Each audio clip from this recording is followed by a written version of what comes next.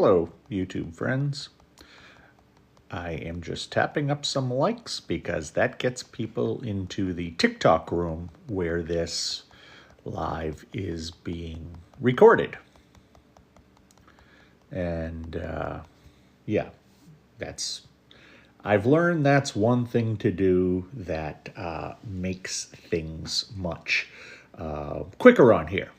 So, anyway, I'm going to begin, and I hope that while I begin talking, I hope you'll tap up some likes. Please tap up the likes. I appreciate that.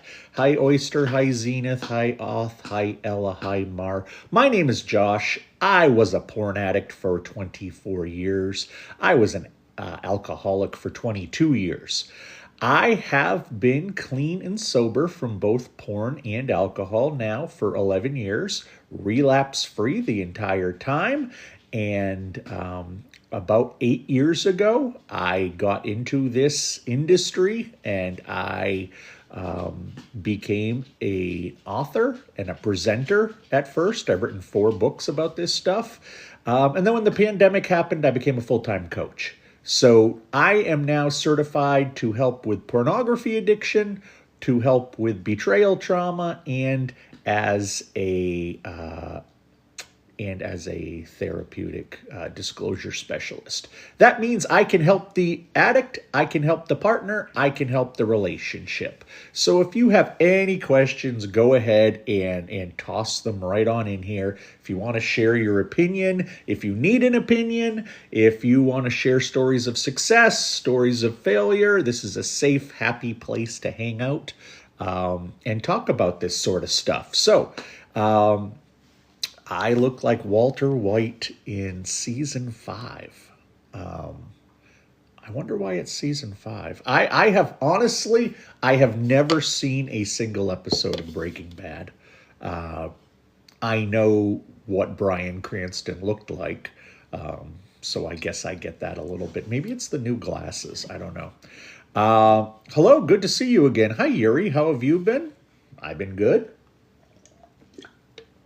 Just trying to get my live in for today, since I have sessions later and I've got other stuff going on. So always try to find some time that I can throw a live in here. He has hair in season 5. Okay, well, that explains it. So I'd appreciate if you'd tap up some likes. I'd appreciate if you'd share this. If you're not following me, please do. The more people we get in here early on, the more successful this is. This serves 2 purposes. 1, to educate, and 2, the fact that since I am a certified coach, I can help people offline. And I have worked with over 600 people in the last 5 years. Probably 80% have come from TikTok. So we got to get this in front of people. So please tap up some likes, please share, please follow. Louis Lee Bruno says, I've been through betrayal trauma. Man, it's horrible. Yeah, I'll tell you, maybe it's because I was a porn addict. When I talk to porn addicts, it feels much more objective. It feels much more, okay, let's tackle this problem in a measured mathematical sort of way, scientific sort of way. When I work with my betrayal trauma clients, men or women, it doesn't matter. It is a lot more emotionally rough for me because, the betrayal trauma sufferer did nothing wrong. You did nothing wrong. You're just in the middle of the storm. You didn't ask for this. And it's really rough to it's really rough sometimes to hear the stories and help the people. But also, that's why I do it. That's why I'm trained to do this. So I want to help the betrayed just as much of those who are the addicts. Caleb, thank you for following me. Appreciate that very much. I feel like this is just a little off center today. Maybe that's it. I think it's going to get worse in society because now AI is a thing. Yeah, I'm not sure. There are a lot of people, myself included, back in the day when I was using porn, fakes were a huge thing. And most people didn't like fakes. Now I wasn't around for all this AI stuff and AI porn, but just because you can erase the clothes off of somebody, that doesn't mean you're looking at them naked. You might as well cut their head off and just put it on a body. I am not yet convinced AI is going to be the next big thing in porn. VR has been promised to be the next big thing in porn for 30 years. It was before there was an internet, before there was a TikTok, before there was an OnlyFans. There were people talking about VR. So I think that we believe maybe we know where things are going, but other things pop up along the way. But interesting position trap. I think it's important that we do pay attention to AI, and it could get worse in society. Absolutely cool. What molecule is that on your shirt? I choose benzene rings. It's caffeine. Caffeine.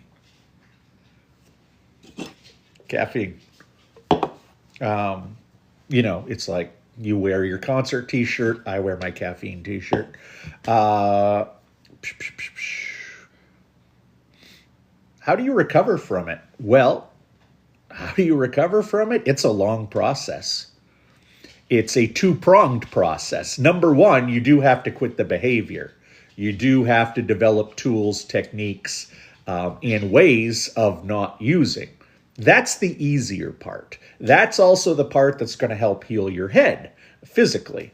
The more important part is why this is the case. Why did you end up as an addict when most people don't? Why are you dependent on this stuff? So more important than how do I quit looking is why did I start in the first place? Why did this become my coping mechanism? Why is this the way I dealt with the ills of the world when I wanted to escape, when I had anxiety, when I had stress, when things weren't going my way? That's the most important part, is figuring out why you got there. Hey, Throwing Copper. Nice to see you. He's speaking of betrayal trauma. Thank you for explaining that, Off. Appreciate that. And it's the most painful thing. I told him I'd rather have unalived. I get it. When you trust somebody, especially, here's the thing about betrayal trauma, and I'll be quick with this. The thing about betrayal trauma is that I've learned it's not the first trauma anybody has. And yes, 90 to 95% of my trauma clients are women. It's not the first trauma. It's the latest trauma. And it's the latest trauma from somebody who you thought would never traumatize you. That makes it extra bad. That makes it extra painful. I don't think there's a type of trauma that is probably more immediately painful than betrayal trauma. Sadat52, thank you for following me. Appreciate that very much. Like the same feeling I get when I don't have my morning coffee. Exactly. That's an addiction. And I know that because I have an addiction to caffeine. I'm honest about it. I'm working on it in a half-assed sort of way. But yes, absolutely. That is a great connection there. All right. Since we've got a lot of people in here, let me quickly reintroduce myself. For those of you who don't know me, my name is Josh. I was a porn addict 24 years. I was an alcoholic 22 years. I have been clean and sober for the last 11 years, and that means also being relapse-free the entire time. I entered this industry 8 years ago as an author and a presenter. I segued into coaching during the pandemic. I am now a full-time certified pornography addiction coach, betrayal trauma coach, and I'm also a therapeutic disclosure specialist. That means I can help the addict, I can help the partner, I can help the relationship as a whole, especially in the areas of communication and trust.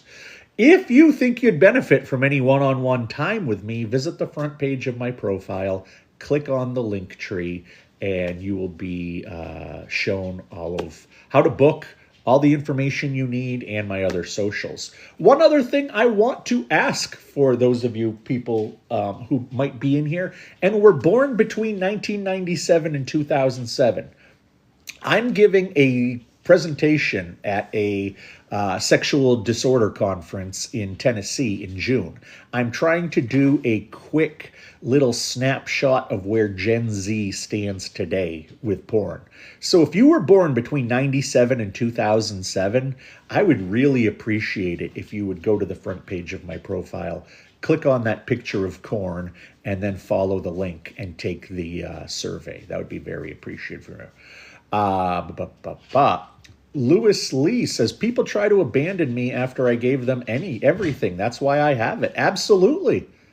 When you trust, when you are intimate, when you give them everything, and you find out they've given you nothing or what they've given you is lies and an act, wow. I mean, talk about shaking your world up. It's like you're living in a nice little snow globe where that hasn't been touched and everything looks fine. And then you just go like this. And that's your world after finding out that you've been betrayed. Hey, Sufian. Caffeine is good for you. It can be in very, very tiny doses, but not in the amount that I ingest. And that's not a flex. I want people to know that you should not rise to a level of too much caffeine. Please keep tapping up those likes. Please keep following me. Please keep sharing if you find this worthwhile. You may not need this information, but your taps may be the thing that sends this to the FYP of somebody who does. And like I said, if you need any one-on-one help, visit the front page of the profile, click on the link tree. I've been addicted to this since lockdown, and I need serious help. I'm 17 right now. Well, Sufian, unfortunately, until you're 18, I cannot coach you one-on-one just because of laws about minors. I also would, congratulate you for getting in here since I have an 18-plus lock on it. But listen to what we're talking about here. Figure out your patterns. When you turn 18, not much is going to change other than a bunch of legal things. And I will be here to help you then. But you can listen to this. You can watch videos. You can listen to podcasts. You can buy books. You can talk to your doctor. You can talk to your therapist. These are the people who can help you right now. I'm still doing both, and I feel great. I guess good for you.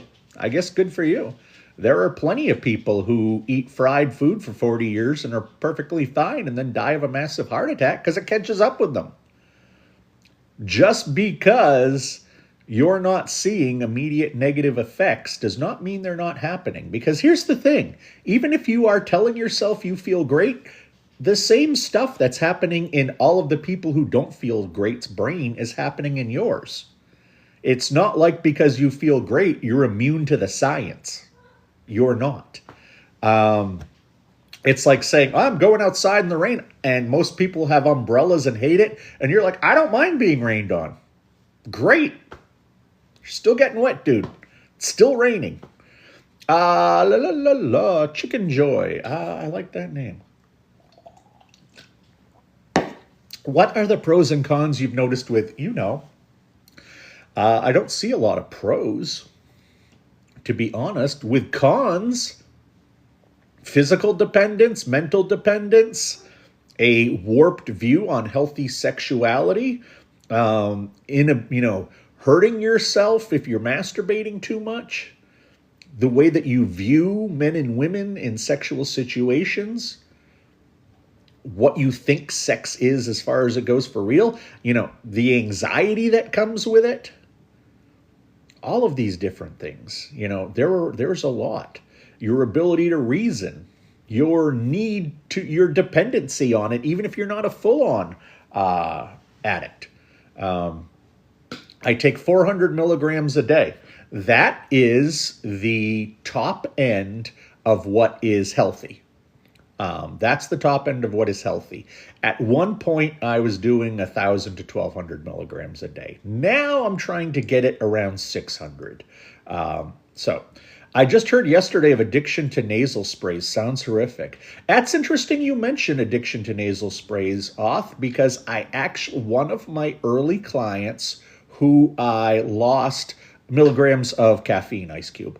One of my first clients who I've actually maintained a relationship with for 4 years now. She came to me as a betrayal trauma client initially. And thankfully, she and her boyfriend are doing great. They're living together. Everything's awesome. But she's developed a nose spray addiction. She can't go to sleep at night without nose spray. She, during the day, tells me she'll take 4 or 5 sprays multiple times a day. And she can't live without it. So it's interesting because I've only been introduced to this in the last 2-3 months. And yeah, I mean, that will tear apart your nasal linings. I actually went and I did a little research after she told me about this. This will tear apart and degrade your nasal linings. This will cause nosebleeds. This will cause other issues. When you're spraying chemicals into your head multiple times a day, not healthy.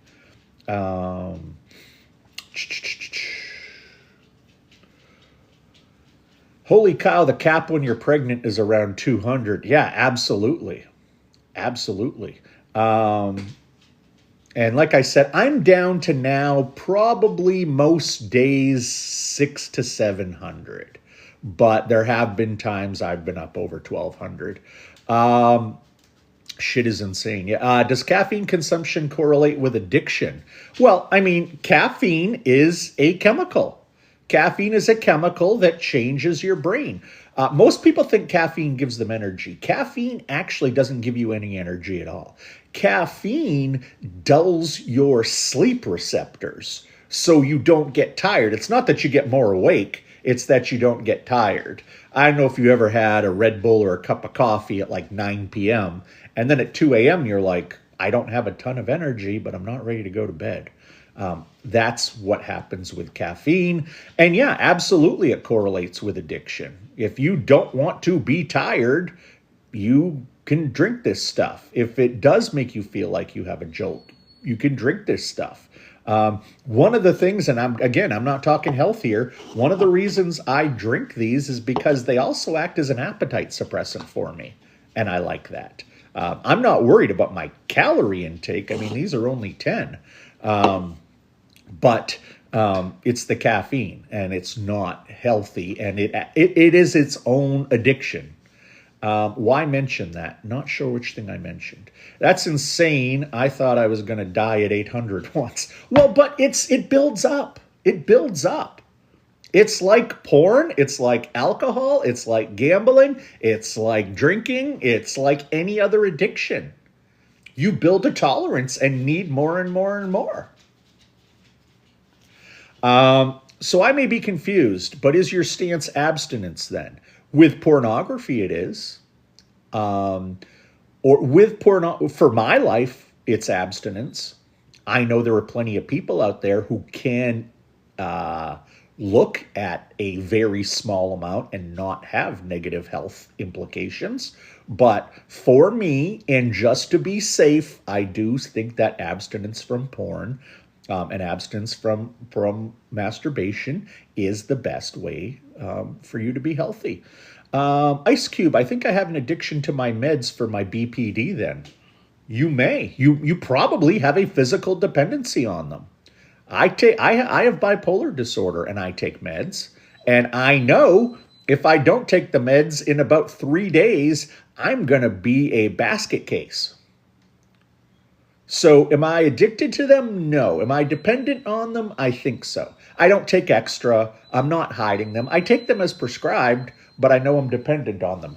I got to let the dog out. 1 sec. Okay, come on.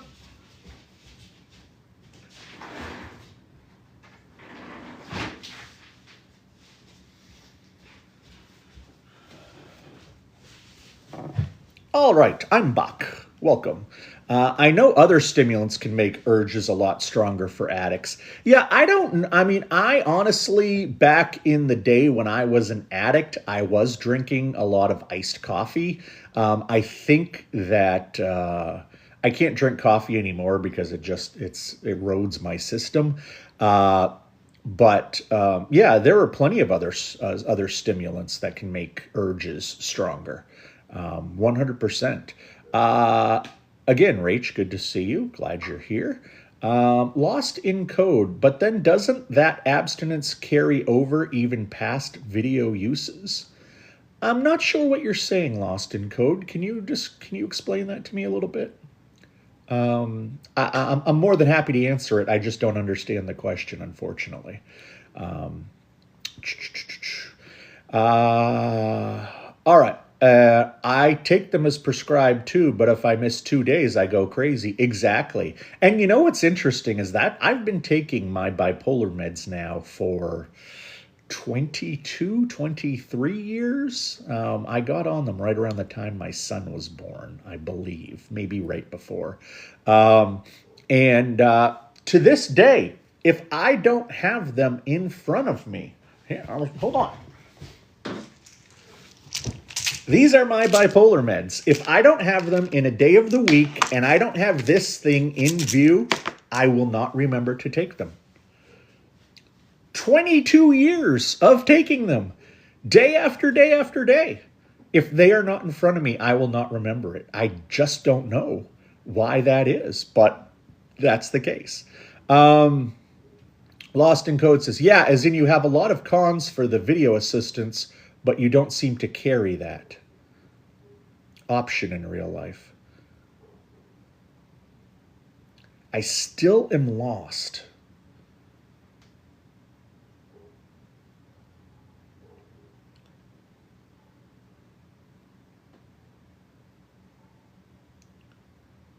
Are you saying that I still look at porn?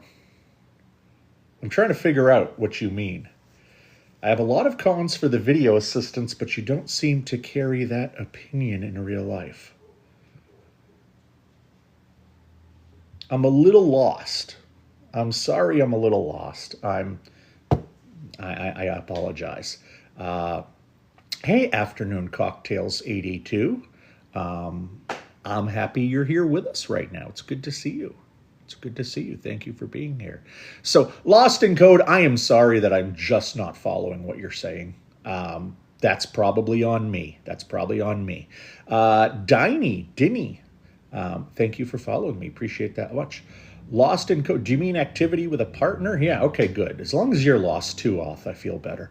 1,500 boys. Should I watch it in Having Temptations or should I go to Scripture?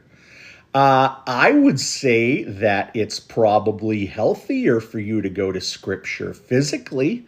It's probably healthier for you to go to Scripture mentally. Just don't get addicted to the Scripture. Don't trade one addiction for another. And there are people who do get addicted to religion. There are people who are able to get so compulsive and so brainwashed by their religion that it becomes their lifeline, much like addiction of substances becomes a lifeline for people. So obviously, if you're not, looking, if you're not touching, that's healthier. Just make sure that you don't get completely brainwashed and lose who you are with the Scripture.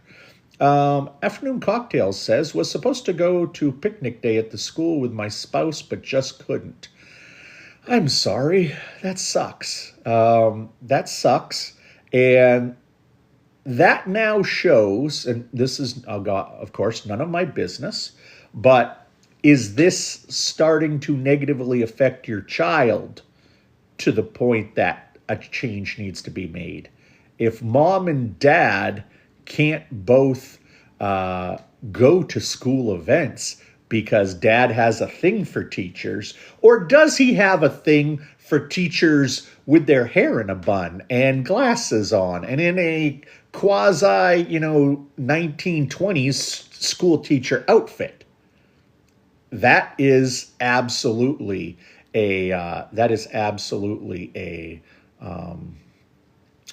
not who a school teacher really is these days. But any teacher, okay, well, how is this going to affect your child moving forward?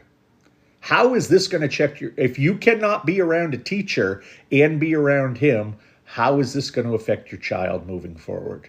And do you need to make changes so it doesn't affect your child moving forward? Because if you allow this to affect your child moving forward, that could be trauma on their shoulders. And you don't want that. Do you also get bad thoughts even if you're on meds? Sorry for off topic. My mind really operates fast. You know, people talk about, I got a song caught in my head.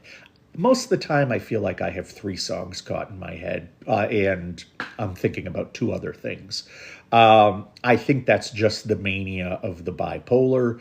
The meds do help, but no, I mean, you're supposed to feel good, feel bad, feel sad, feel happy, be excited, be depressed. These are all normal human emotions.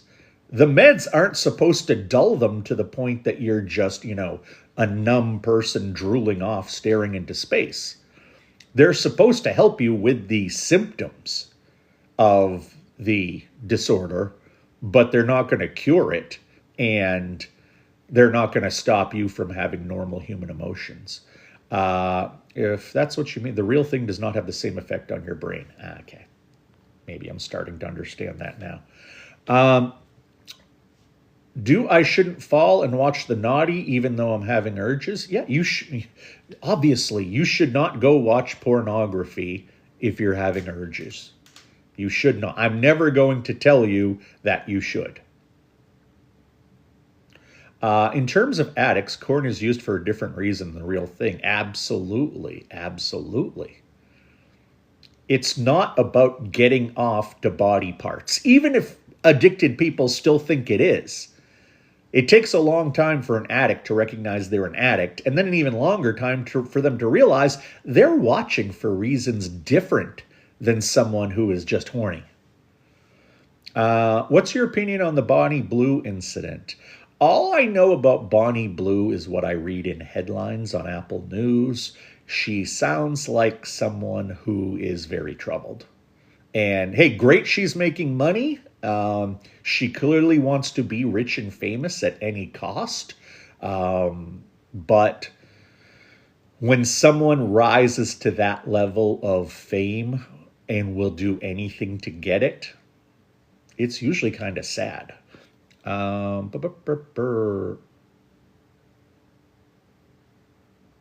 Different reasons. I'm still having trouble. Addicts using I feel numb on meds. You probably shouldn't. You should probably talk to your doctor, Ice Cube. Your meds should help you function like a healthy person. They should not just be there to put you out. And I'll tell you, I for many years, to try to quiet the storm at night, tried different sedatives.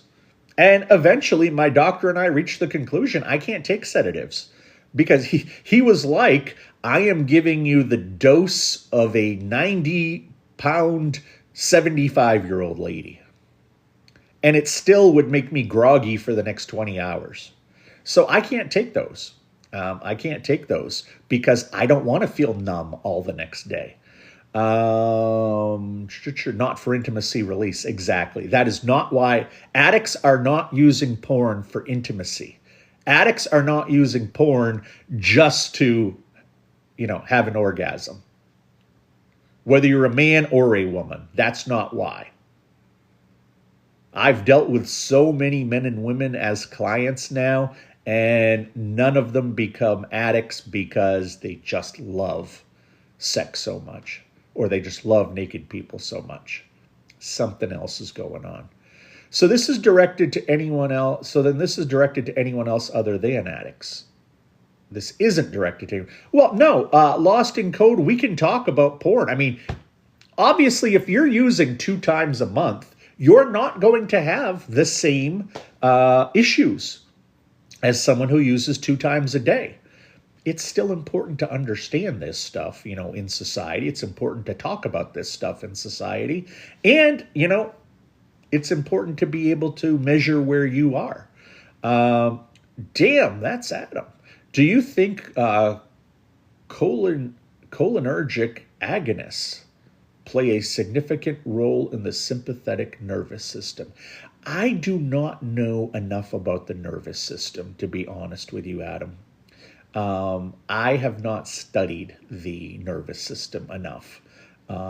So I cannot give you an informed answer, so I won't. But that is something I am going to, when I go back and review this live, I am going to look this up. So I will have an answer for you next time, hopefully. And thank you for bringing something up. Hi, M18 will get better due to the loss of my M18. Will I get better due to the loss of my puberty phase? Probably not. Puberty kicks off the next section of your life. You will no longer, give it another couple years, and any physical changes will stop if they haven't already. Give it another couple years, your brain, the frontal lobe especially, will finish developing, and then you're pretty much done, but you're still going to have sexual urges. It's not that this happens during puberty and that's that. During puberty, you turn into an adult, and then you stay an adult. And there are plenty of adults who are addicted to this stuff. Okay, I was lost as to the point. Thanks. No problem. It's unhealthy for everyone, but he is a recovery coach. Thank you for explaining. Oth. So we usually speak about addiction. Do you only do individual sessions or couples as well? Hey, Kaylee, I do couples as well. Absolutely do couples as well. Thanks for the corn. Probably about 40% of my clients are couples. Usually, the stereotype is usually that the guy has used porn and lied about it, and the girlfriend or the wife did not know they were lying, has been floored by it, and now they've got to navigate what to do next. So usually that means when I meet people in this situation, usually that means that, I have an individual session with each of them. I have a group session with each of you. I have an individual session with each of you. Then we come back together, have another group session, and talk about goals, talk about where we could go from there. Or if you don't want to see me anymore, where you can go from there as a couple. But yes, I absolutely do see couples as well. And it costs the same. You're buying an hour of my time either way. If you're interested in learning how to have a session with me, it costs less than a third of what most average therapists costs. You can also literally be booking with me tonight if you booked right now, or tomorrow or Saturday. But yes, that is absolutely possible. Go to the front page of my profile, click on the link tree. It's the second option. Afternoon Cocktail says, I'm afraid I'm starting addiction on my own. Been depending on Xanax to numb my feelings and sleep. And that is something that happens huge in the betrayal community. And if you actually go back and look at the 50s, 60s, and 70s, the amount of women, especially bored housewives, who took Xanax, who took Valium, who took other things to feel numb because they didn't want to address their feelings. They didn't want to address their life. Those numbers are off the chart. So what you're going to have to do is, wean yourself off of it. I don't know how much Xanax you're taking, but you're going to have to wean yourself off of it, and you're going to have to deal with those feelings. You're going to have to deal with those feelings, Afternoon Cocktail. You've got, again, 3 choices. You create boundaries, he follows them, everything is good. You create boundaries, he gives you the middle finger, and you stay there, because you don't have the strength, resources, A, B, and C to leave. Or you just say, screw this, I can't trust him, I'm gone. But taking drugs to deal with the situation is not the right way. Hey, Rocky Hollow Homestead, you of the colorful eggs. I'm not sure how religious men rationalize looking at corn because religion and corn are popular. If you look at the, among the highest usage porn addicts are Catholics and Mormons. And if you look among youth pastors, youth leaders, reverends, pastors, rabbis, other men of God, their rate, especially if it's in an abstinent type deal, their rates of pornography addiction are sometimes double that what non-addicts are. And I'm sure some of them are not addicts. They rationalize it as, well, if I can't have sex with people in real life because of my religion, because of my job, at least this is a smaller sin. I mean, there are a lot of those people who are having sex anyway.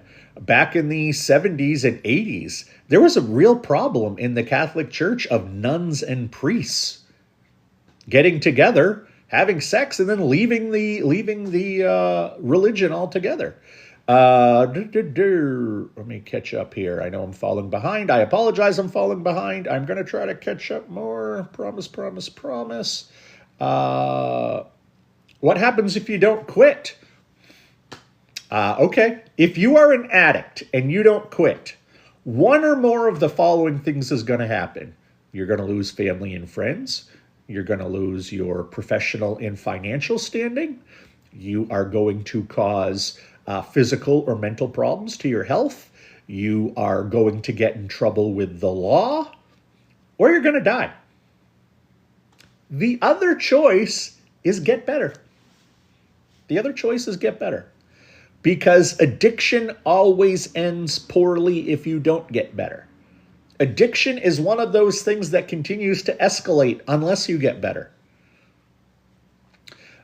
Staying at home is no joke. No, hell no. I mean, I work from home.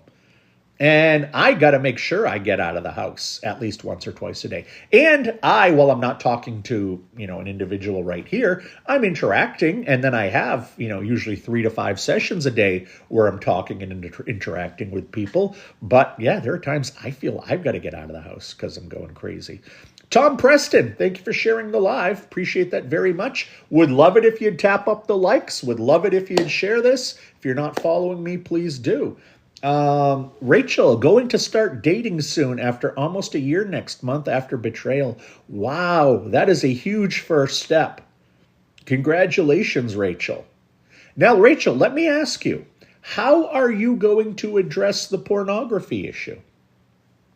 How are you going to address the pornography issue? But I think it is awesome that you're going back into this.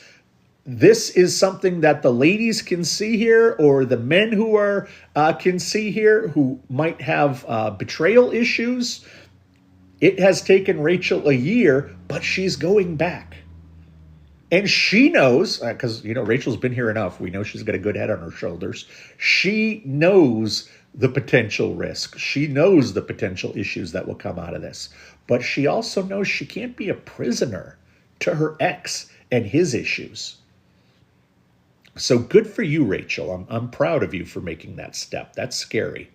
What are your top 3 reasons you would tell someone that they should quit? Because it leads to addiction. Addiction is a disease. It includes brain damage. Because most people who use do it secretly, hide it, become ashamed of it. Walk around with a black cloud over their head with this secret, which often will destroy a relationship if they're in one.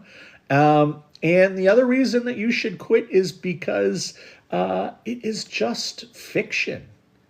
It's going to give you warped views of sexuality. You watch a porno movie, that's not how people fuck. It's just not. Now, if you're 28, 38, 48, you know this. But what about the 12-year-old kid who's watching porn for the first time?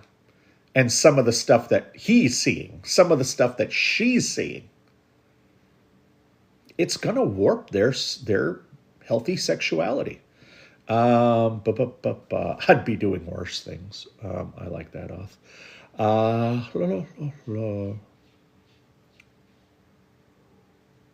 Is it okay to watch once in a while? You have to decide that for yourself. You have to decide that for yourself.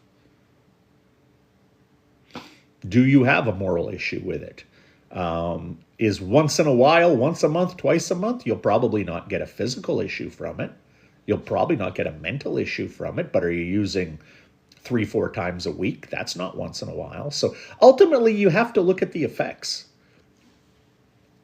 If you're wondering if you're addicted, go to the front page of my profile, and you will see 3 pinned videos at the top. One of them's called The 11 Symptoms of Porn Addiction. If you're wondering if you're an addict, go watch that video. It will help you figure it out. You with the hiragana or katakana on your name, thank you for sharing the live. Can you go cold turkey? Of course you can. I did. But keep in mind, whether you go cold turkey or whether you wean off of it, stopping the behavior is only part of it. Stopping the behavior is not recovery. Stopping the behavior is just the first step. More importantly is, why did you become an addict? So yeah, I did cold turkey, but that was because I was quitting porn and alcohol at the same time. And I knew I couldn't quit one and not the other. I knew I couldn't ramp down because I know my personality. And I know that I have a very stubborn side that bites me in the ass sometimes. But I can also use that stubborn side for good. And that's what has kept me sober. That's what has kept me relapse-free, that I'm so friggin' stubborn. But along with going cold turkey, I had to do all the trauma work. I had to do the mental health work. Because if you're just not looking, that's like just not eating. You're starving yourself. Starving yourself is not going to solve any problems. When are you addicted? I would say, once again, you could go to the front page of my profile, look at that 11 symptoms of addiction video if you're wondering about yourself. If you're wondering about addiction as a whole, my definition of addiction is when you continue to engage in a behavior, which may include using a substance, and cannot stop despite understanding it is going to end with negative consequences. Algo Normal 7, thank you for following me. Once again, my hiragana friend, thank you for sharing the live. Does PIED make you finish too fast? No, you can't finish with PIED with a partner. It stands for porn-induced erectile dysfunction. Erectile dysfunction means that your penis and your reproductive system, the sperm and all those parts down there, is not working the way it's supposed to. So you will not finish too fast if you have PIED. Is it even worth stopping if when I stop I end up getting with girls instead? Yeah, they're two completely different things. Maybe getting with girls is also a problem. I don't know about what that's doing to you, but yeah, those are two different things. It's like saying, I drink beer and I eat fried food. Is it even worth stopping drinking if I don't quit eating fried food? Well, yeah. Neither of them are totally healthy, and I don't know what your behavior is, so I can't say you're healthy or not healthy, but they're two different things. Just put corn in your caption, then you won't get problems. I have no idea what that means, Fabian. I actually was okay with corn in my previous relationship, but I didn't realize how bad it was for him. He eventually chose it over me. Not going to tolerate it. My next one has to have same values as me. Fantastic. And Rach, I'll tell you, Rach, my wife was the same way as you. She understood that I watched once in a while. That's what she thought I did. And she was not anti-porn. I'm pretty sure she watched once in a while. I remember this, now probably 18, 19 years ago, we went to a hotel for a weekend. Little getaway because the kids were young and we didn't get to get away. We got away and she thought it would be funny / sexy / I don't know exactly. This was back when most hotels had pay-per-view porn, and it would be like $12 a movie, or you could get the entire 20, or you could get the next 24 hours for $19. And she did that. So porn was on our TV for 24 hours. It was kind of weird for me because she didn't know how much I watched. She didn't know how much I hid, how much I lied.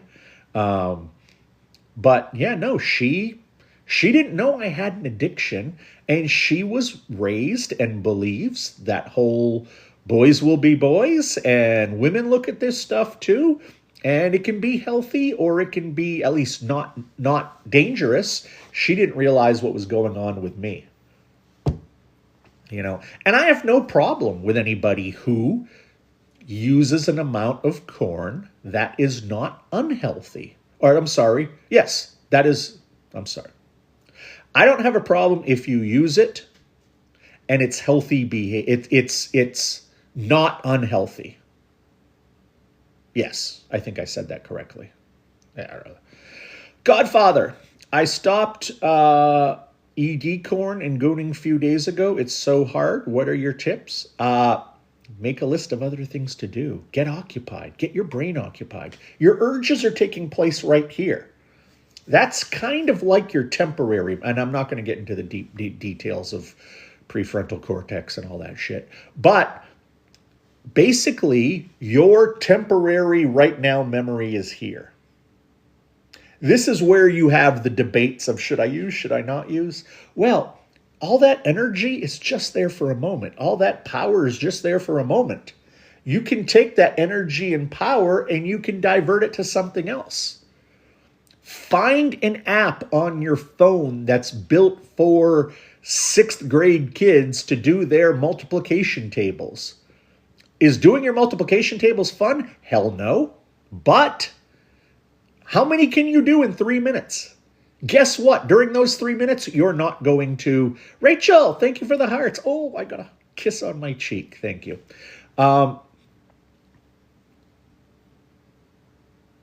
What was I saying here? I don't remember what I was talking about. It's okay. It's a corruption of the mind. Yeah, I mean, I guess it's a corruption of the mind in that it causes the mind to not work in a healthy way. So that does make sense. It's not just habitual. What do you mean, Jack the Tripper? What do you mean, Jack the Tripper? You must have intention in your stoppage. You must stop for a reason. If you don't have a reason, it's going to be hard.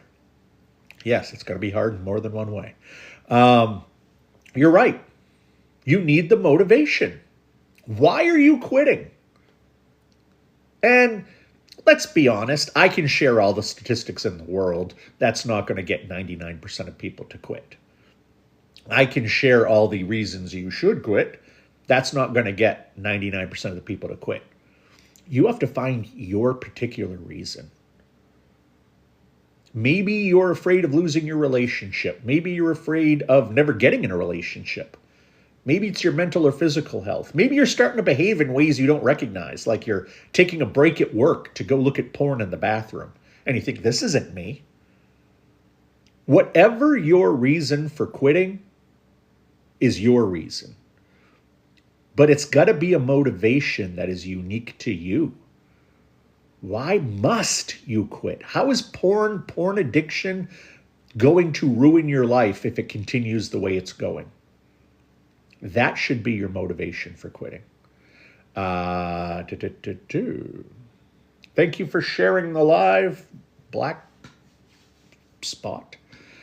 I'm going to book a call with you soon. Fantastic. Anybody else who's interested in booking a call with me, go to my front page, click on the link tree. It's the second option there. Also, you can go to my website, thatcorncoach.com, and book there as well.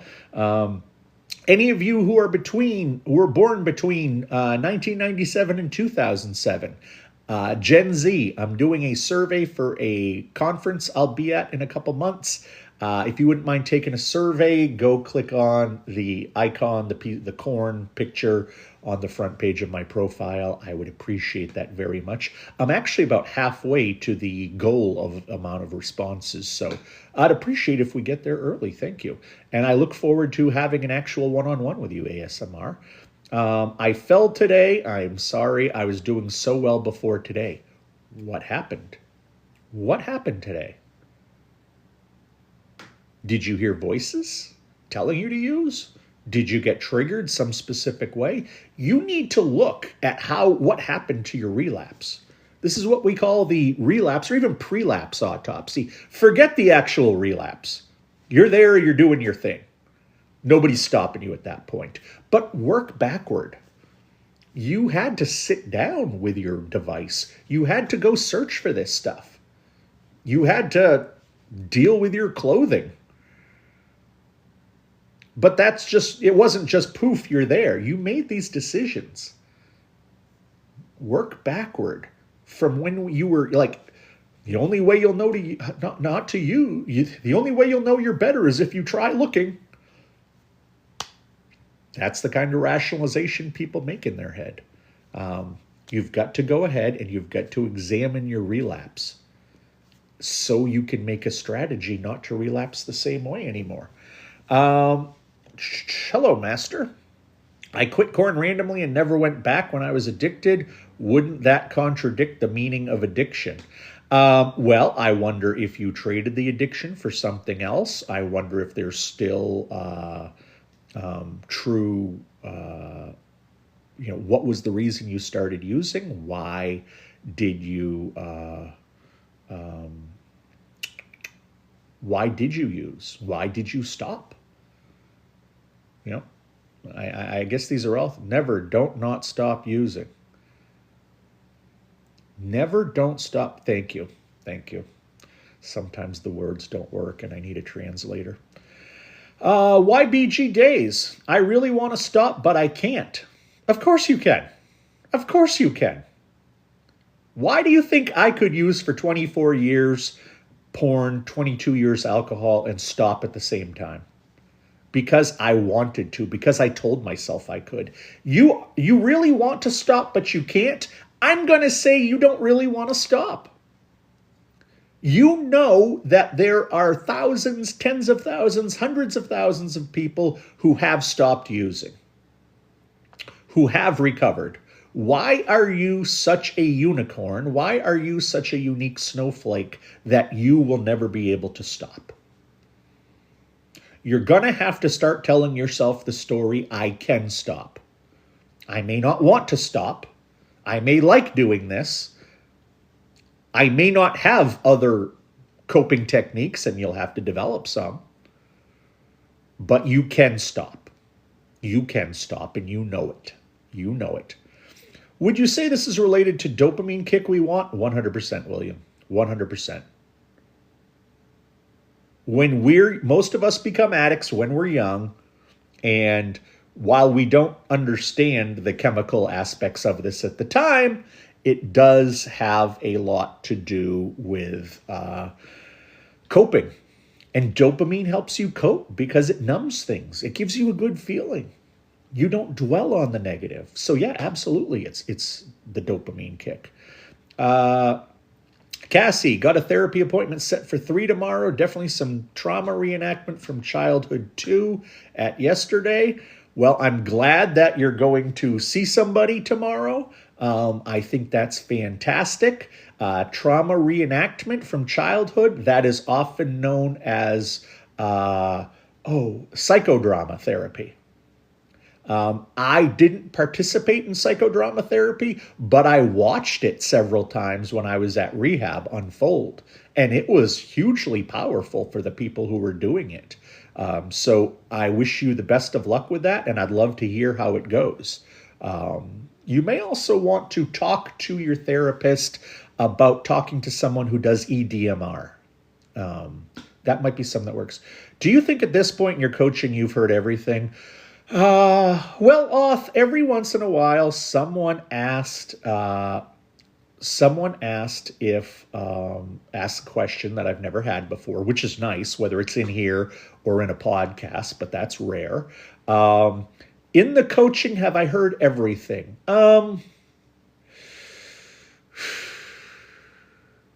I would guess between the porn I've seen, between the porn other people tell me they've seen, and their stories, I've heard of 99%. But I always allow for something new. It's been a while since Oh no, actually, yesterday I heard something new. A guy was telling me that he was quitting porn, he was quitting masturbation. He had been doing well for like 7 weeks, I think it was. And he just got this idea in his head. Could I have an orgasm just using my mind, not touching myself, not looking at porn? Because he thought, if I'm not looking at porn, if I'm not masturbating, is this a problem? And he claims, because Lord knows I wasn't there, he claims he was able to do this twice. He hasn't been able to do it since, but 2 times he was able, by mind power, to get an erection and to think about whatever he was thinking to the point that he was able to finish. I had never heard that one before. So, no, I always leave room to hear more things. And at this point in my life, having been a journalist and seen so many horrors for so long, having been an addict and gone through that, and now having talked to people for so long, it's going to take a lot to make me flinch. It's going to take a lot to make me flinch. If you scrolled by this, maybe it's the algorithm judging you. Or maybe it's the algorithm trying to help you. Micah, thank you for sharing the live. Stephen King, is there more danger in extreme content? There can be. There can be. If you're an addict and you're just using the extreme stuff, and the extreme stuff is legal, and it's not causing you to have different behaviors, then I would say it's just another genre. It's just a genre that you now need because it's working for you. If you start going into things like bestiality, animals, things like children, obviously there are some other issues going on there than just straight addiction. Perfect answer, Cassie. How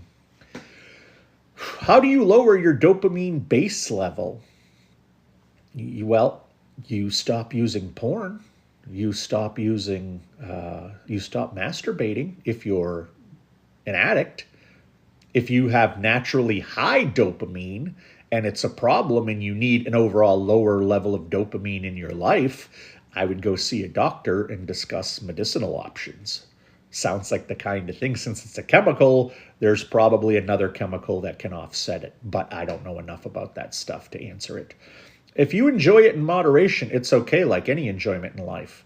Yeah, Keyboard Warrior, you share this quite a bit, but I go back to, if you enjoy drinking bleach, you're not going to be able to moderate it because you'll be dead on the ground. Frankly, I'm going to go ahead and I'm going to just mute you on my own. Because you're not offering anything to us here. So you're gone. Don't worry about Keyboard Warrior. Don't worry about Keyboard Warrior. He's got one of 2 things going down. Number 1, he's either a massive user who wants to believe he doesn't have a problem. So he is trying to explain why his level of use is okay. His name is Keyboard Warrior for a reason. Great point, Draco. Yeah, so he either is a user who is trying to minimize his problem by sharing some kind of rationalization, or he's just a troll. He's just a troll. And I've said this before to some people. I get trolls. I used to be a troll when I was an addict, when I was young. Trolls are people who can't get attention in life. Trolls are people who can't get along, who can't conform, who feel like the only way they can be special is to say the opposite of what someone else is saying. And when you think about that, that's kind of sad that that's their mindset, isn't it? They have to be so different because they can't be liked or loved or appreciated for just being healthy like everybody else. Either way, it's kind of sad, and hopefully Keyboard Warrior gets their shit together in the near future. Goose, hi, much respect. Thank you. I appreciate that. Thank you. How do you quit? Help, please. Well, Andres, I would say watch my videos. How do you quit? Well, identify your patterns. Identify your patterns. This is the Urge Journal. How can you quit if you don't know exactly what you need to quit? I like to use porn. Well, that's not very specific. For the next week, carry around a notebook with you. Anytime you get an urge or a trigger, whether you use or not, write it down, the date, write down the time, write down where you are, write down the feeling that just changed in you or something in your atmosphere that just changed. Write this down all day long when you get these. And then afterward, you can look for patterns. And that will cause so much less time in recovery. It'll blow your mind. Sounds right to me what you're saying, not him. Yeah, I understand off. How can you get to the root of why you watch what you do to heal from it? Well, here's the thing. It's me. You may not be able to. That's like saying, how do you heal your cavities in your teeth? How do you heal your heart murmur? You don't. You have to see someone who can help you. The root of why you watch is trauma. Probably started watching young, 11, 12, 13.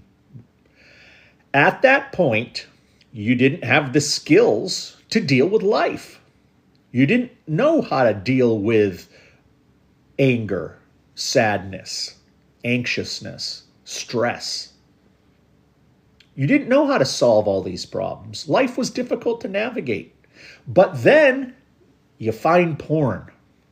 And suddenly when you look at porn, because of the naked people, because of touching yourself, it feels great and you feel great afterward. And you recognize, gee, this makes me feel good. So suddenly, as a young person, you do not develop the skills that you need. You don't learn to deal with your anxiety in a healthy way. You don't learn to deal with stress in a healthy way. And why should you? Because you have got this hack. You've got this cheat code of using pornography. But the problem is you continue to use. You deal with that with every problem, not just the deep trauma. And then you get to a point where you're like, oh my God, this is the biggest problem I have. I can't stop this. And I'm an addict. So that's when you have to, number one, you have to work with somebody. Because if you are at the point of ongoing addiction, if you are at the point of critical addiction, you're going to need to work with somebody to start digging and get to the root of these things. You know, usually by the end of the first session, 90% of the time, I can tell you where a lot of those roots are, even if you can't. So if you need to book with me, please feel free.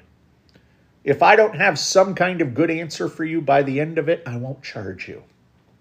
That's how sure I am of my abilities.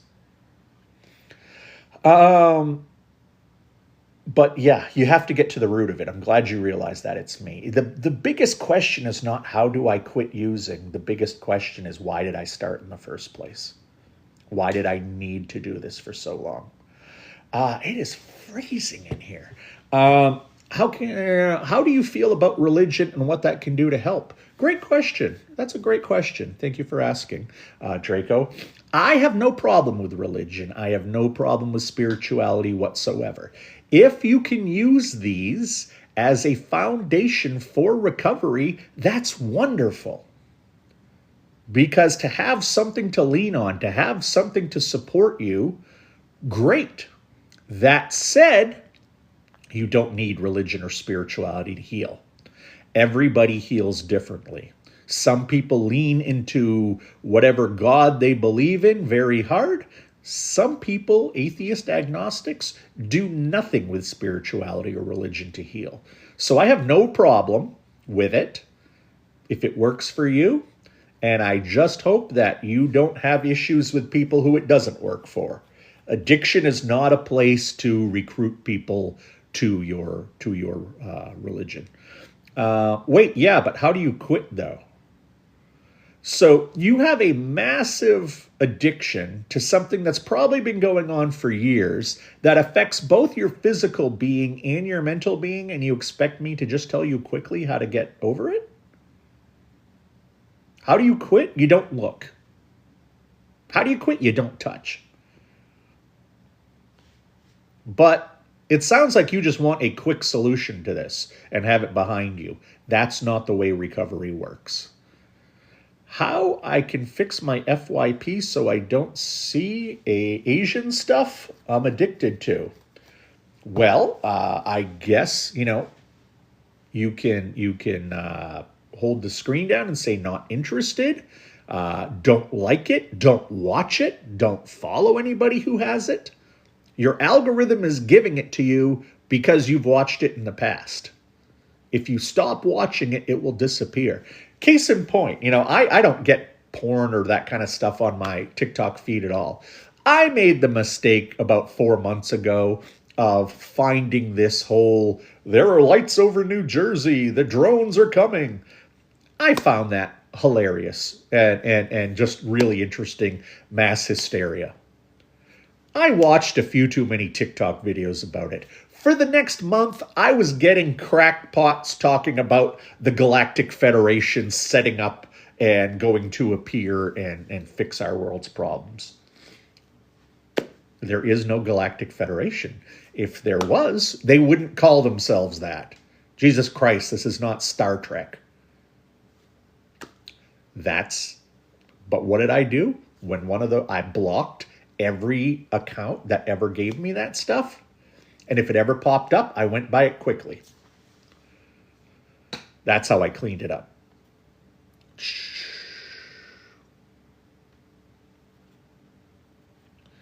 For me, it's usually boredom.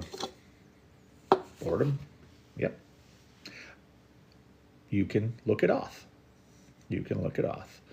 And she will tell you what you need to know. It's me, Ali. Thank you for following me. Appreciate that. You too, Kay. Thank you.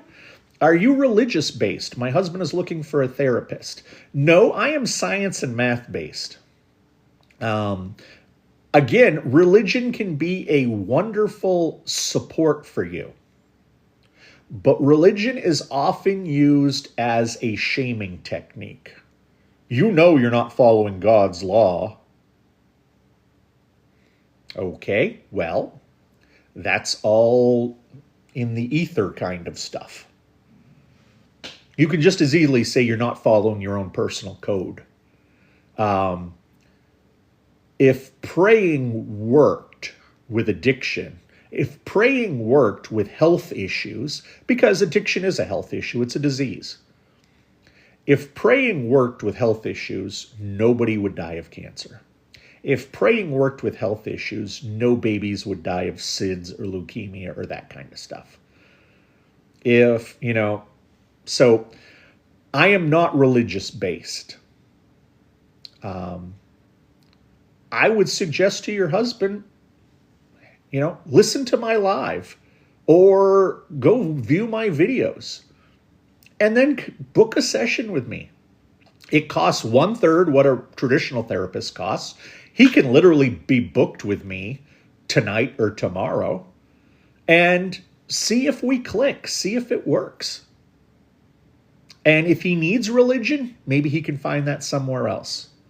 Because what he needs is somebody to deal with his disease, not his crisis of faith. That's somebody else. You're brave as fuck for this. Respect. Thank you, Vindri Dark. Vindriar Dark. I appreciate that. Thank you. Would appreciate if you all would tap up some likes, if you all would share this. If you're not following me, please do follow me. And much like It's Me is looking for some help, if you were looking for some one-on-one help with me, go check out the front page of my profile. I have been a certified full-time coach for 5 years now. Prior to that, I was an author. I've written 3 books. I've given hundreds of interviews. Coming up in June, I'm giving a big presentation at a very important conference. I appreciate you saying all that. Thank you. And if you need to book with me, front page of the profile. Josh is the man. Thank you, Off. You're the lady. Oh, good. We're ex-Mormon. Yeah, no. And if you want, I can absolutely make fun of Mormons for a while if you enjoy that kind of stuff. Because I'll tell you, I have more active Mormons and more ex-Mormons than any other religion. Fair amount of Christians, fair amount of Catholics, and I know Christian can mean whatever you want these days. But yeah.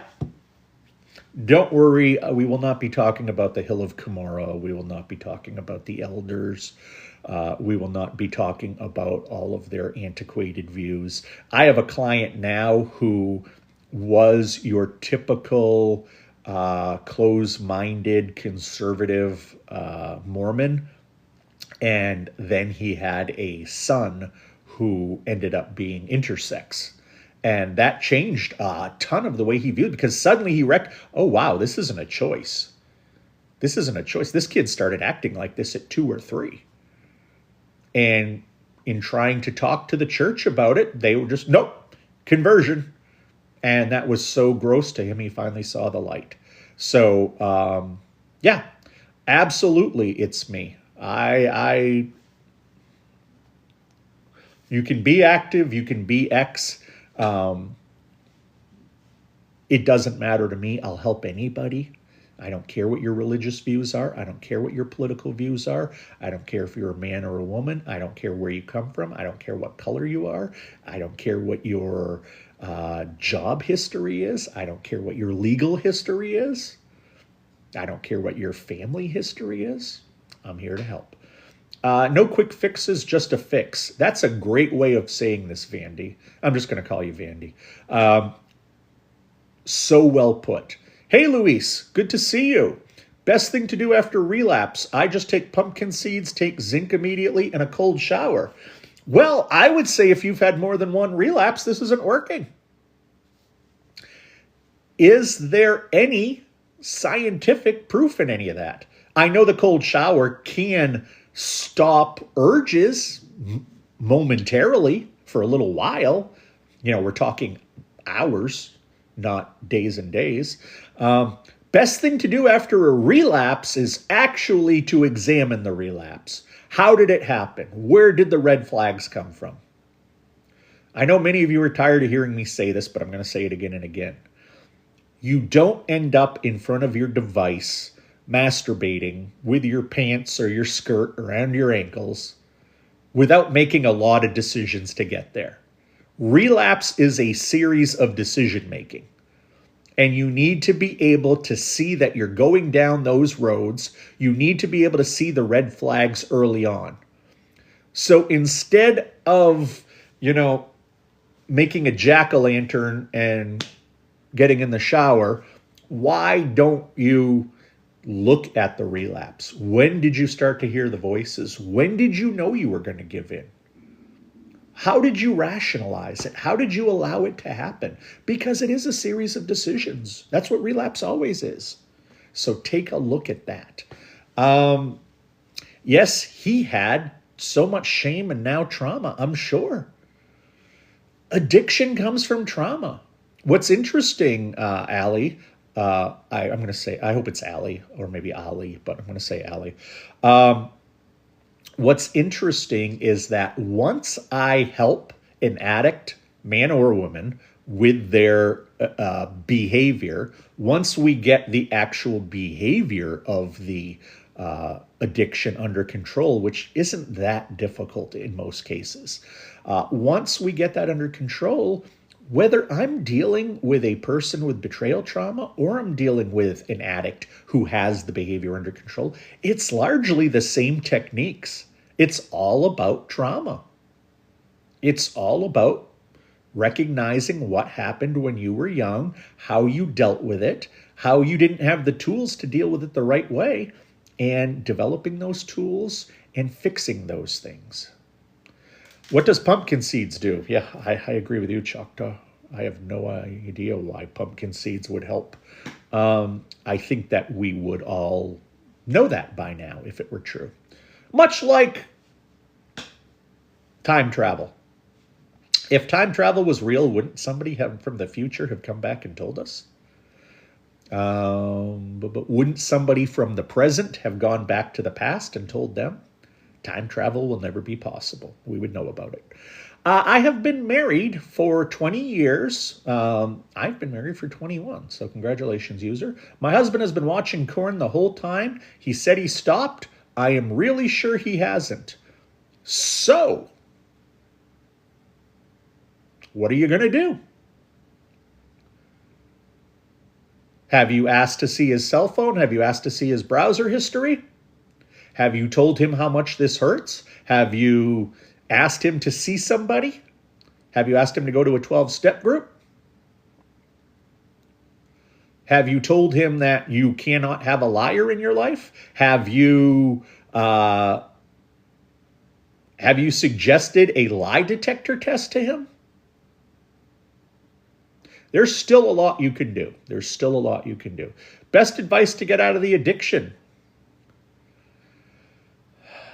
work with a professional who has worked with plenty of other people, who can help you understand you're not a unique snowflake and that there is a way to do this. No Face, thank you for sharing live. Gotta go. All right, off. Enjoy IKEA. Buy me something nice. How do you go about certification for coaching? There are different organizations out there that can do this for you. When it comes to my porn addiction coaching, I got it by taking the CEUs that traditional therapists have to take around here. I also, for betrayal trauma, I took online classes and then interned for 6 months with a betrayal trauma organization. And for the therapeutic disclosure, I took an online course with some professionals who were connected to other places I've been.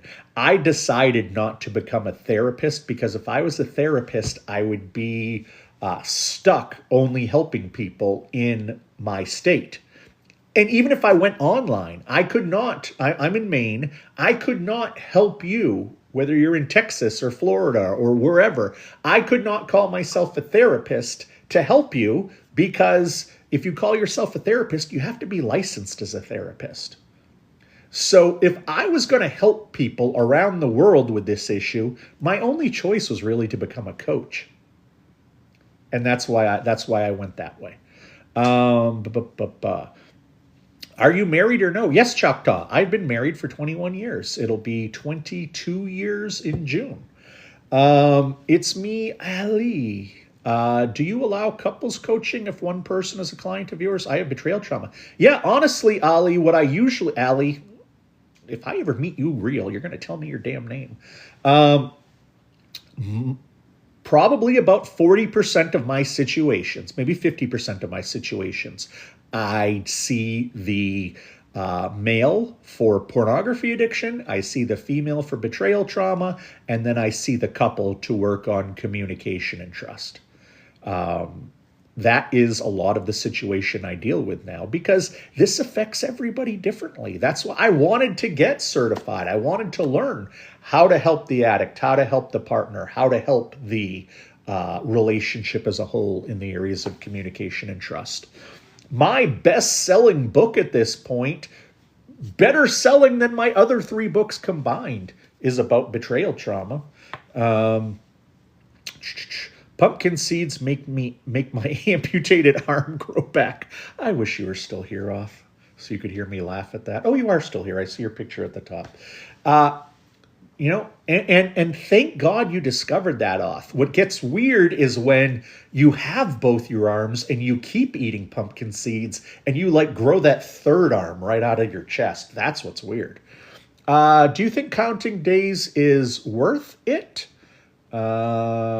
Or what you do during the day is better? What you do during the day is better. Because here's the thing. I am at, around 4,100 days, probably. Am I going to make it to 5,000 days? I don't know. I hope so. But the only way I'll get there is to get through today. If you want to get to day 5, the only way you do it is to get through day 4. But once day 4 is over, day 4 doesn't matter. And if you want to get to day 10, that's great, but you've got to get through day 5. The way I like to look at this is that every day is day 1, because today's the only day that matters. Today's the only day that matters. Focus on today. And know what day you quit. And you can go back and, probably every 2 or 3 months, I go to a sobriety calculator online. I type in my sober date of March 20th, 2014, and I see how long it's been. And then I move on with my life.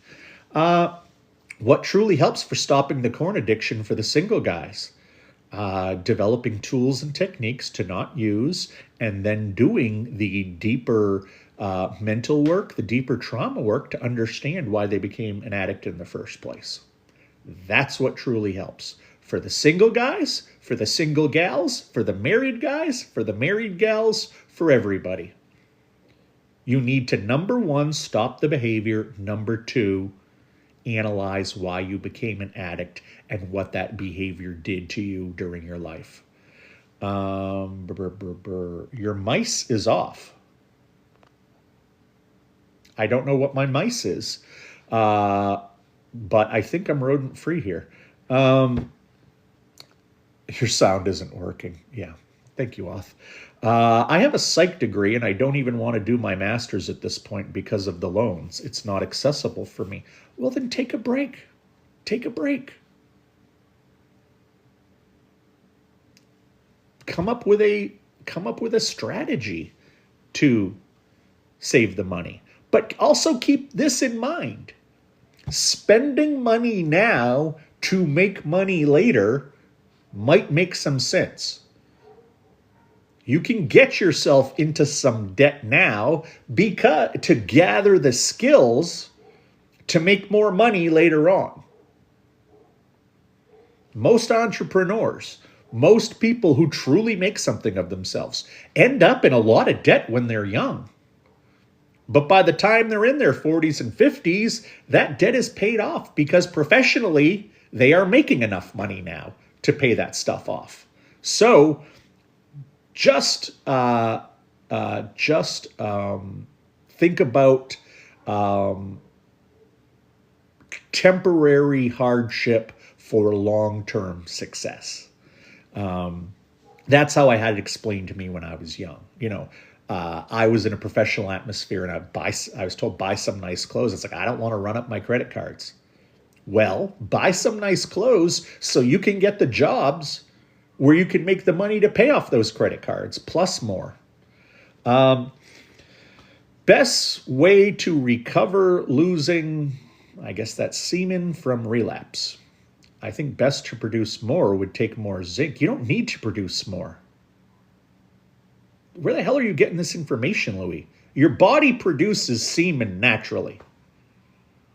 And then after about 18 to 21 days, it reabsorbs the old stuff and makes new stuff. And this is happening nonstop. You're absorbing and you're creating new. You do not need to worry about losing or gaining your semen. That takes care of itself. LOL. Allie, short for Allison. Okay. You have books. Oh, baby, do I have books. Hi, Rachel. Yes. If you go to my front page and you click on the link tree, one of the options in there is my Amazon author page. I haven't added anything in a while, but I'm working on two things. But every time I start to work, either I get a bunch of new clients or I get some new opportunities, like I'm working on this presentation for a conference in June. So I've been slowing down on what I'm doing. Once again, for those of you who are new here, who haven't heard me say this, I am giving a presentation in June. I am asking those of you in Generation Z to help me with a survey. If you were born between 97 and 2007, please go to my front page, click on that picture of the corn that I use for my icon. It will bring you to my story that has a link right there. Thank you very much. And if you want to book one-on-one with me, go to that front page, click on the link tree, and it's right there. But yes, Rachel, I do have books. I've written 4. My first one isn't available anymore. That's okay. It didn't sell well. It's not also that great when it comes to being a resource for people. My other 3 are out there. I can't stop. You say this every day, KKM, and I will say what I say to you every day. You can stop. But as long as you tell yourself this story, you won't stop. O2G, thank you for sharing the live. Appreciate that very much. I wish Auth were here to see this too. I miss her so much. Yes. Auth is why most of us show up here every day. And all of you who do show up here every day, you should thank Auth for being here. I feel much safer in this room when Auth is here. I feel like I can do my job and not be a cop checking out bad comments, making sure people don't get triggered, making sure people, keeping the trolls out of here. And not just that, but offering so much advice, sharing so much about her life. So you all should really thank Auth for being here as much as you should thank me for being here. She carries a bunch of this load quietly. We're stationed in California, and my husband's pay isn't enough for the COL here. 2 kids under 3 as well. Okay. I understand that. Then what you need is a strategy. How long is he going to be in California? Is there any on-base childcare? What are different ways that you can reach your goals and not let your husband's situation hold you back? And this is probably the place to also say, ladies, please, never become financially dependent on somebody else. Whether it's your parents, your boyfriend, your husband, your girlfriend, your wife, your grandma. Do not ever become financially dependent on someone else, because if you become financially dependent on someone else, they control your life. And if you are dependent on someone else, get a plan going. You can probably save $5 a week. At the end of the year, that's $250. If you need to escape with the kids, there's a hotel room night. There's bus ticket money. Do not be dependent on others for your financial health. It's just you're a slave at that point. You're an indentured servant at that point. Wait, you're right. I'm going to max out my credit cards. A lot of people do. One of the things that I ask about is in the survey that I'm doing is how much have you spent on porn? And while the vast majority of people have spent nothing or spent under $100, there are people who have spent $2,000, $3,000, $4,000, $5,000. And I've had these people, both men and women, as my clients. My husband says eating is the best way to get it back in your body. Hope this helps. Interesting. Interesting. He's probably right. I mean, he's well read too. I wouldn't be making enough to warrant doing the counseling degree at this point. Um, okay, okay. But if you want to go there, if you want to get your master's, it may pay off in the long run. But if you don't want to, that's fine. It sounds like you do. You're just running up against some logistical issues. And logistical issues can always change with planning.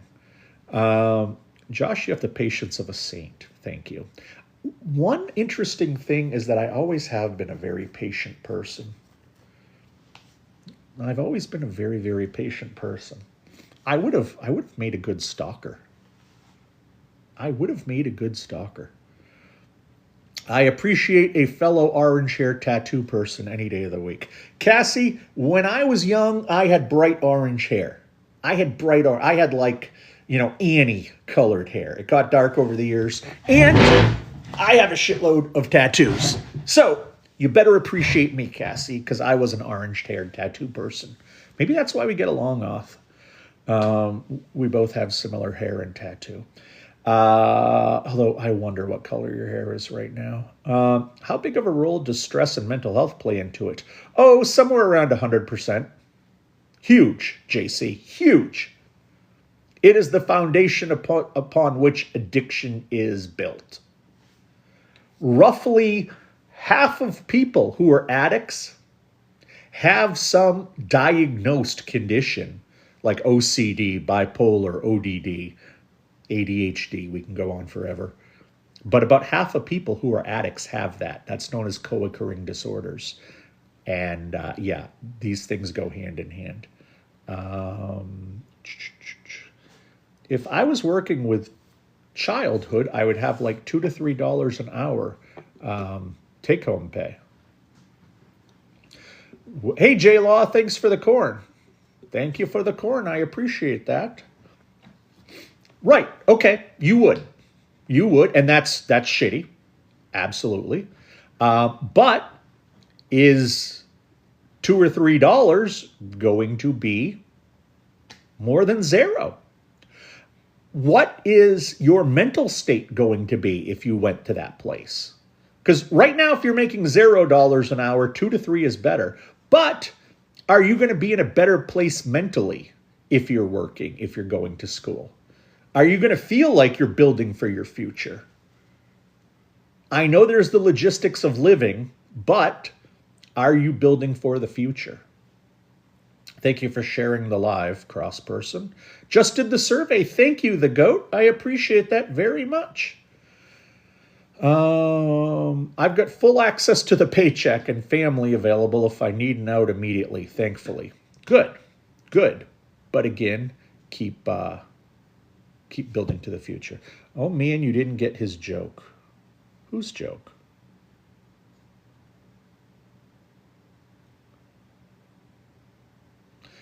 I've gone 90 minutes. That was in response to Lewis. Oh, okay. What I missed the question. I missed the question about the survey results. No, I'm just mentioning, Natty, that I am conducting a survey right now of Gen Zers born between 97 and 2007, with the idea that we need to get a snapshot of where things are early 2025. Because so many therapists, so many professionals, they're talking about the world of porn and saying, well, according to a 2012 study, 2012 was 13 years ago. Gen Z was in elementary school 13 years ago, a lot of them. We cannot know how Gen Z is using porn, how they were introduced to porn, what their thoughts are about porn, by looking at millennials, or even in some cases, Gen X statistics. So I'm trying to just not get a real scientific survey done. I'm just trying to get a snapshot of where things really are today. So if you are between 97 and 2007 in birth, if you go to my front page, click on the corn, take that survey, I would be very appreciative. J Law, you've joined. Yay. Thank you for the corn. If they cheat once, 1 year ago, not physically, are they capable of change? Yeah, sure. Sure, they're capable. I think that I would guess, I don't have statistics in front of me, I would guess more men and more women have cheated than not when you factor, be it physical cheating, emotional cheating, however you define cheating. I'm going to guess most people have done that more than once. But most people grow out of it. Most people change. Most people develop motivation to not do it. They find something more important. So, do I think people are capable of change? Absolutely. If I didn't think people were capable of change, I wouldn't do this job. And I know people are capable of change because I've changed. What questions are we allowed to ask here? You can ask anything you want, Matthew Terry. There are just two things that can happen. One, you might put a word in there that does not allow your question to be seen, or you may ask something so crazy or so offensive or whatever that we block you. But if you have a question, go ahead and ask it. Eric Segura, thank you for sharing the live. Appreciate that. Cassie says, a lot of the time, if not all, infidelity is connected to attachment issues. Yeah, absolutely. Absolutely. It's a lot of beating people to the punch. They're going to leave me. They're going to cheat on me. So the only way I can have control over this situation, the only way I can have the power to not be left sitting at home crying that this person left me, is to be the one who does the leaving first.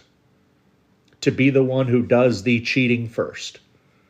So that is true much of the time, Cassie. You are absolutely correct. La la la la. I thought you were leaving off. Usually when you leave, I quit after the next 5-10 minutes. La la la la. That and I'm scared to be real and vulnerable here, so I'll do it with another person who I can't. I'm in the IKEA parking lot. I guess who I can leave with no pain. Yeah, exactly. And that's, but keep in mind, many times it does have to do with addiction. Many times it has to do with the same things. I truly truly believe that ultimately people are driven by only, I guess driven is the way I'd say it. People are driven by either fear or love. Those are the only two things people are driven by, fear or love. Every emotion, every action can go back to one of those two things. I'm in the IKEA parking lot. Baby needed to help before we go in. Well, that's a nice baby. Eat. Okay. I thought the baby was like helping you change a tire. Baby needed to eat. So yeah, chow down. Where are we? An escape. Yeah, you're right, Cassie. It is an escape. It's a lot like a reason someone would use porn. To forget about everything, to get away from real life, to feel numb, to imagine a life that isn't so closely resembling their own. My 7-month-old is eating also. I'm going to assume everybody's eating strained vegetables, and this is not like we have half the people in here breastfeeding. Not that anything's wrong with breastfeeding. It's lovely. It's true. It's why you have breasts. It's how you nourish your child. But it's just funny to think of everybody here on a lunch break with a baby attached to their chest. Bottle. Okay. I was a bottle baby too. And my kids were both bottle babies. Both my wife and my mom, from what I've known, tried breastfeeding and just didn't click. I've struggled with corn since I was 12. I'm 30 now. What advice can you give on how to stop? Well, I would say if you've tried to stop, nothing's worked. So whatever you're doing isn't working. What I would suggest is figuring out your patterns first. You're going to have to go about this in a methodical way. You're 30 years old, you're a smart guy. Get a notebook. Every time you get an urge during the day, every time you get a trigger during a day, write it down. Most of my clients get between 5 and 20 triggers a day. If, let's say, you get 10 a day, you write them down. You write down what time your trigger happened. You write down where it happened, where were you at the time, and you write down what happened in the last 10, 15 minutes. Did something happen? A beautiful woman walked by. I saw a naked man on TV. My boss was mean to me. I got cut off in traffic. I just found out that my partner lost their job. What happened in the last 10, 15 minutes? And then if you get all this info, like 10 a day, 70 pieces of information, you go down that list at the end of a week, you're going to see patterns that you may not realize that are there. And when you know you have a pattern, you can work to change it. This is the very beginning of this process. There is no easy way to stop watching, Justin. If you are, what's the quickest way for me to recover? You're not ready to recover. It took a while for you to get to this place. So it's going to take a while for you to get out. You started the same age I did, Matthew, at 12. I didn't stop till I was 37, 38. I hope you'll stop before you reach that age. Easiest way to stop watching porn. It's too easily accessible. It's only as easily accessible as you let it be. I see a naked person on TV. It doesn't faze me anymore. I see something on social media that may trigger someone else. Doesn't trigger me anymore. It has nothing to do with the accessibility. It has to do with your mindset. Porn has been around forever. It's not like all of a sudden, we've got these phones and everybody's a porn addict. Porn has been around forever. Be careful of your recency bias. Thank you for following me, Matthew Terry. Kai, the wheelie guy. A pattern I had when I first started was seeing stuff on the phone, so I started to put the phone, I assume you're going to say down, which is what you have to do. When I go to bed, how do I not look at porn? Number one, you don't have a device you can look at porn.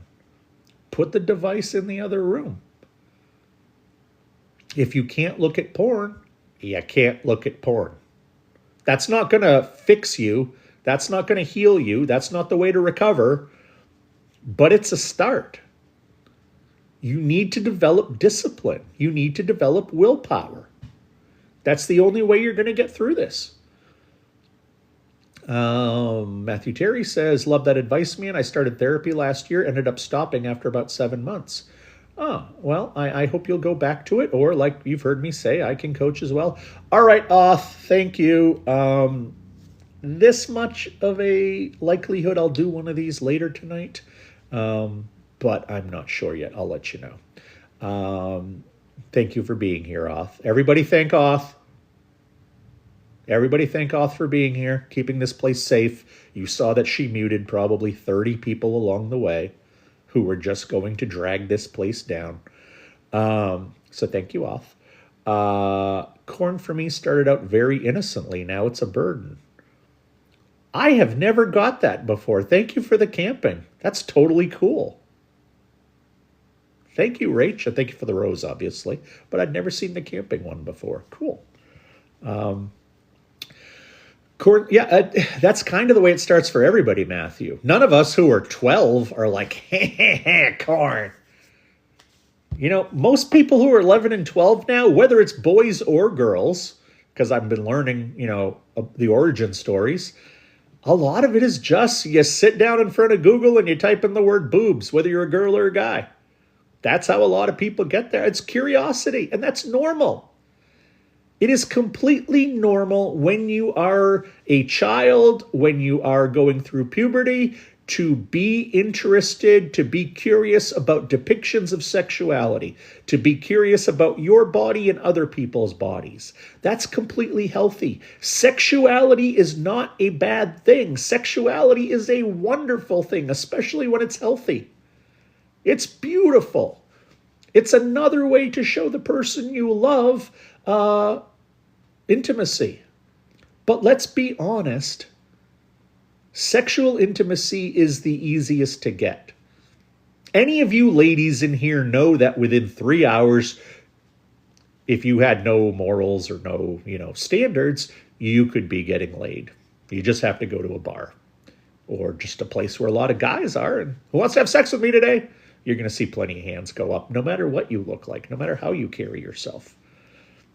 Sexual intimacy is the easiest kind of intimacy to get because you can get it with a stranger, but you can't get emotional intimacy with a stranger. That takes a while. Do you believe in God?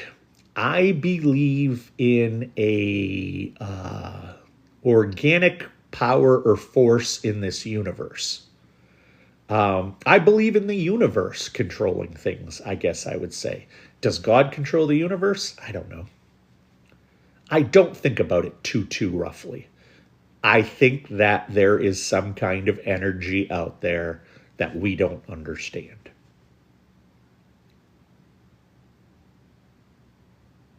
But I don't know that that energy has a holy book you're supposed to study. I don't know that that energy has a building you're supposed to go to on Saturdays or Sundays. I don't think that energy has holidays. I don't think that that energy has songs you're supposed to sing to it. But that's me. So maybe I believe in God, maybe I don't. I believe in a power that the universe has that we don't understand. Good job, man. Really doing a good job for the people. Thank you, Z. That's very kind of you. I appreciate that.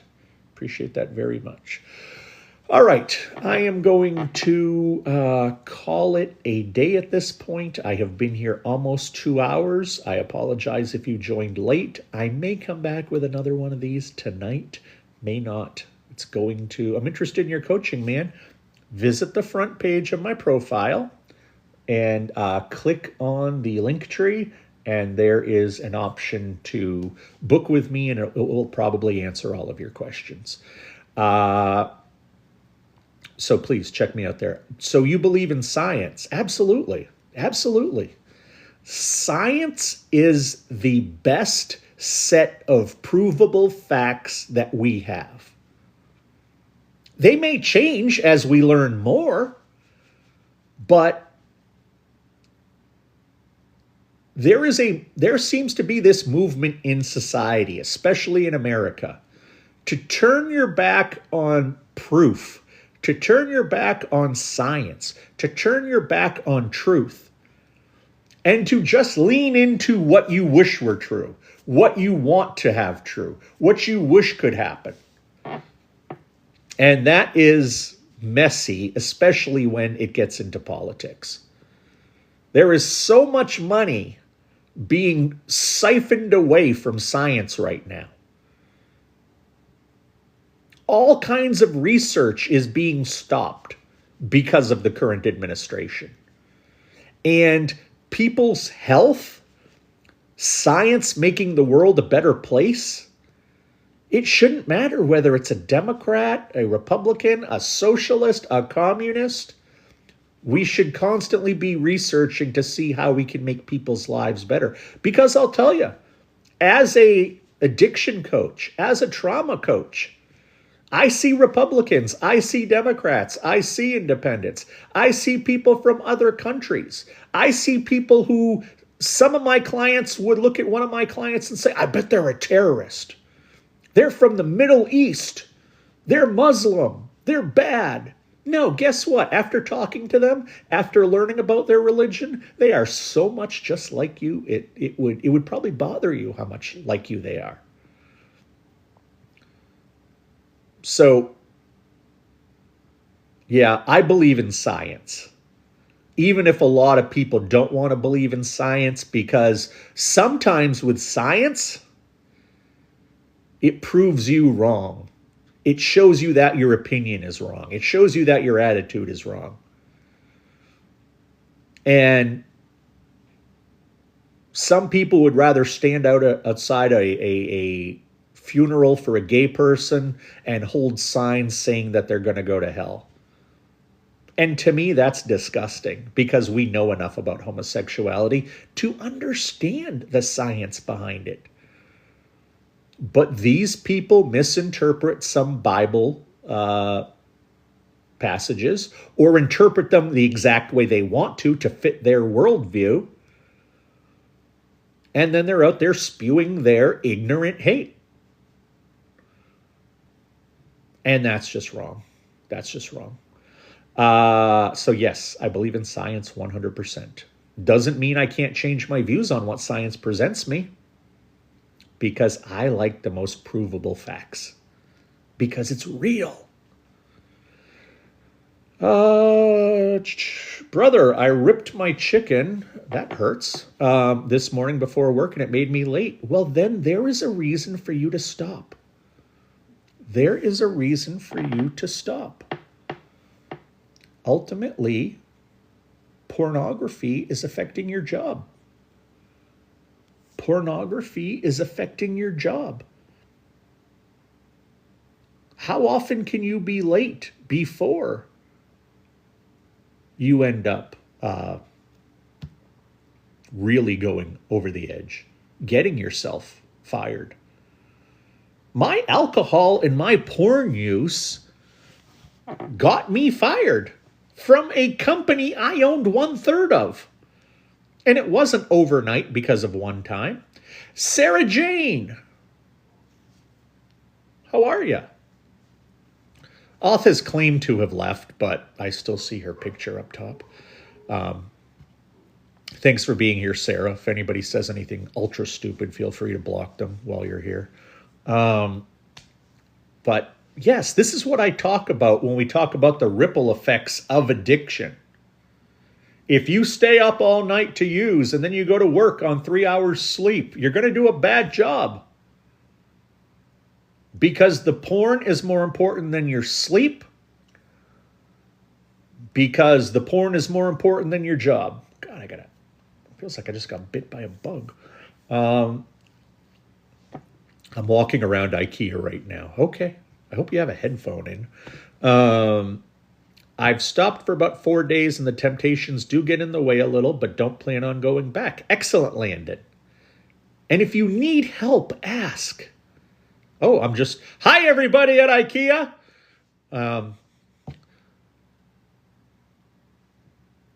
You may need to talk to somebody, Landon. You may need help. This is a physical issue like any other physical issue. It's a mental issue like any other mental issue. And if you can't solve it on your own, you'll need help. It's like if you broke your leg 4 days ago and you think, well, if I just lay on the couch, it'll heal. Well, it may not heal correctly.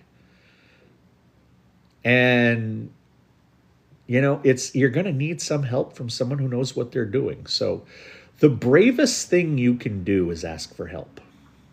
The bravest thing you can do is ask for help. I sit with so many men, especially men from the age of, let's say, 40 to 60. I guess that's mainly Gen Xers. And they just have this chip on their shoulder because what they learned from masculinity, from their dads, from their grandfathers, from TV. And I'm in this age group. We were taught not to share your emotions. We were taught you don't have problems in the head unless you're crazy. We are taught that if you don't see the boo-boo, it doesn't exist. And now I sit with men who are 50 years old who have the emotional capability of a 13-year-old, who are so scared to death to face what they have been just dealing with under the surface for all these years, they're afraid they won't look like a real man. They're afraid they'll cry. They're afraid of X, Y, or Z. The strongest men I have met have asked for help and have cried. Because it then gets better for them. They then have a better life. They then have a more productive life. Why would you not want that? Because you're afraid to go through the pain. Because you're embarrassed to go through the pain. Because you're ashamed to go through the pain. But once you do it, it's done.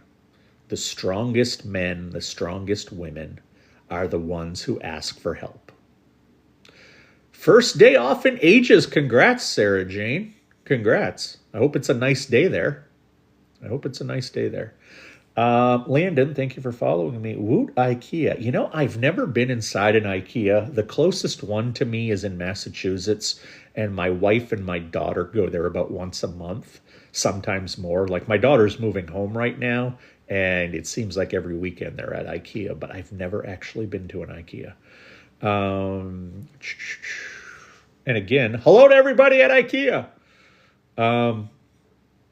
Used to think it wasn't that big of a deal until it almost ruined my marriage. I understand that, George. I hid my porn use, or my porn addiction, I should say, from my wife for, sorry, just seeing the mailman go by. I hid my porn addiction from my wife for 10 years. She knew I looked a little bit here and there, but she just thought it was like any other guy. It did almost ruin my marriage, too. Brinkley Blythe. I like that name. Sounds like a soap opera person. My mom's partner has struggled with porn addiction his whole life, and now they're going to counseling. Oh, that's wonderful. That's wonderful. But are they going to an addiction counselor, or are they going to a relationship counselor? Because a relationship counselor does not know dick about addiction unless they're trained. You know, you've got to go to the right. You wouldn't go to your dentist for your heart problems. So just make sure that, you know, as nicely as you can, make sure that's an addiction counselor. Oh, good, fantastic. That's wonderful. It tears you up inside and messes with your emotions. The only thing you can do is turn away. Well, you can go get help. You can get help because you're an addict for a reason. It's not like it's a flip of the coin. You're an addict because you didn't know how to handle early trauma in your life, so you developed the coping mechanism of addiction and didn't develop healthy coping mechanisms. But it's never too late to get there. It's never too late to get there. Amen. Thank you, Brinkley. Thank you. And thank you for all the likes, Sarah Jane. And thank you for sharing, Brinkley. Appreciate that very much. Although I am going to wrap it up here soon because I've been almost 2 hours now. My mom's partner got molested as a child, and that's what started this whole thing. That's pretty much what started it for me too.